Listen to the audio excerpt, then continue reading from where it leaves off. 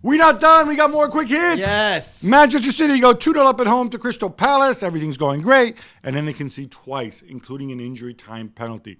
Jules, one win in their last 6 league matches for Pep Guardiola. Yeah, I mean, I think they played well, to be fair, without Haaland again.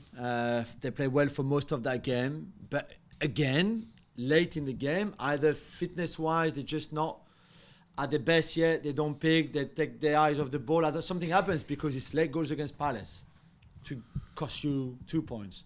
Late goal at Chelsea, that cost you 2 points. Late goal Arsenal, that cost you a point.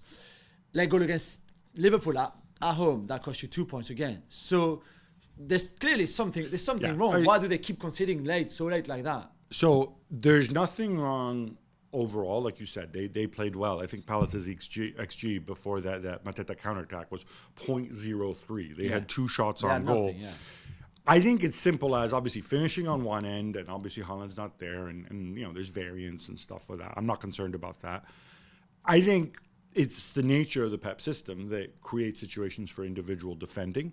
And if you lose individual battles, then you're going to concede. And it does put strain on these defenders, and maybe some of them aren't as good as they want. I mean, Ruben Diaz. But if you control the game for 75 minutes, you could control it for another 15. Well, no, but you can give up a counterattack at any time. Yeah, right? no, true. Arsenal, meanwhile, are top of the league in England. Gab, they beat Brighton 2-0. Do they look like champions to you?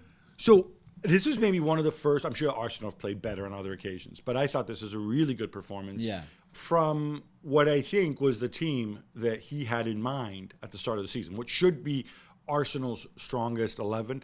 Some might have Tomoyasu, if available, ahead of Ben White. Some might have Timber ahead of Zinchenko, but whatever. They're not there.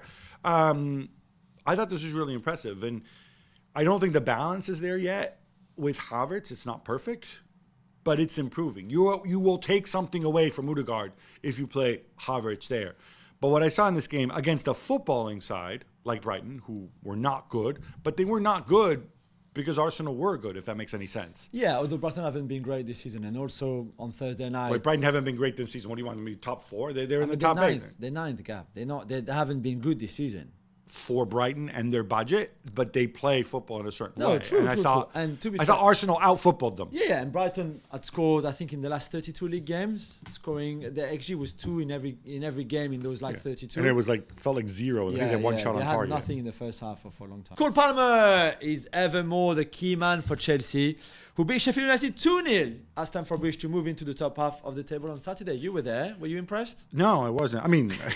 Cole Palmer's very good. I thought Raheem Sterling also looked good. They could have scored more. Sheffield United aren't a good side. There's a reason they're near the bottom, but they were buzzing for the fact that they changed the manager. They won that for the first game. So it was always going to take them time to break it down. But when they break it down, it comes down to an individual situation. Credit to Pochettino for switching Palmer, who was playing centrally, over to a wider area. He found more space.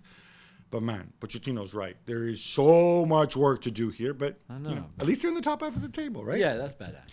Aston Villa are a point off the top of the table after their 2-1 victory away to Brentford. Jules, I can't tell who was angry here. Ollie Watkins, who scored the winner and pointed at some dude in the crowd, or Thomas Frank, who didn't like Ben Mee's red card and penalties that weren't given. He looked especially jumped up in this game. I think it has to be Thomas Frank, right? And especially to lose the game like that in the 85th minute. The penalties, the red card, the way even the game went. I'm assuming Thomas Frank he seems like a reasonable person. I'm assuming he hasn't seen the replay. It was on the heat of the moment, you would think, right? After the game, to be so angry. Yeah, but then, he had a lot of things to say.